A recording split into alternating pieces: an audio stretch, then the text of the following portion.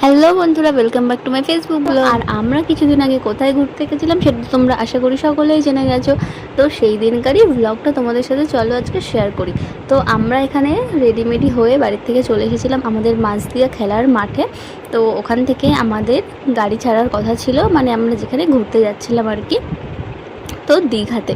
তো সেখানকার বাস ছাড়া হচ্ছিলো, তো আমরা বাসে ফাইনালি উঠে পড়েছি।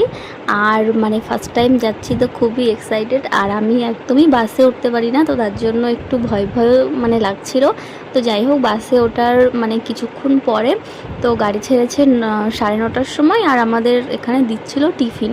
তো মানে রাতের খাওয়া দাওয়াটা মানে টিফিনটা দেওয়ার কথা ছিল, তো সেটাই দিচ্ছিল। আর খাওয়া দাওয়া যাবতীয় সব কিছু মানে ওদেরই দায়িত্ব আর কি। তো দেখো এখানে টিফিনে কি কি দিয়েছিল।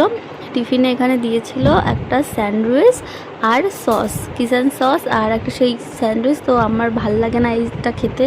তো যাই হোক, তো বাসে আমরা থাকার পরে এই যে ফাইনালি আমরা সকালবেলা আমাদের এখানে নামিয়ে দিয়েছে শঙ্করপুরে। তো শঙ্করপুর দেখো এখানে একটা বেজি যাচ্ছিলো, তো সেটারই ভিডিও করা হয়েছে। আর এখানে অনেক সুন্দর সুন্দর কালারিং জাহাজ না, নৌকাই বড় বড়।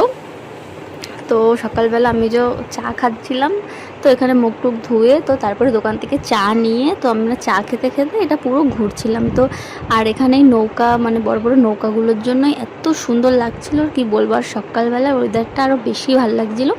তো এখানে আমরা অনেকক্ষণ ছিলাম, প্রায় আধা ঘন্টারও বেশি হবে। তো আধা ঘন্টার মতো এখানে দাঁড়িয়েছিলাম।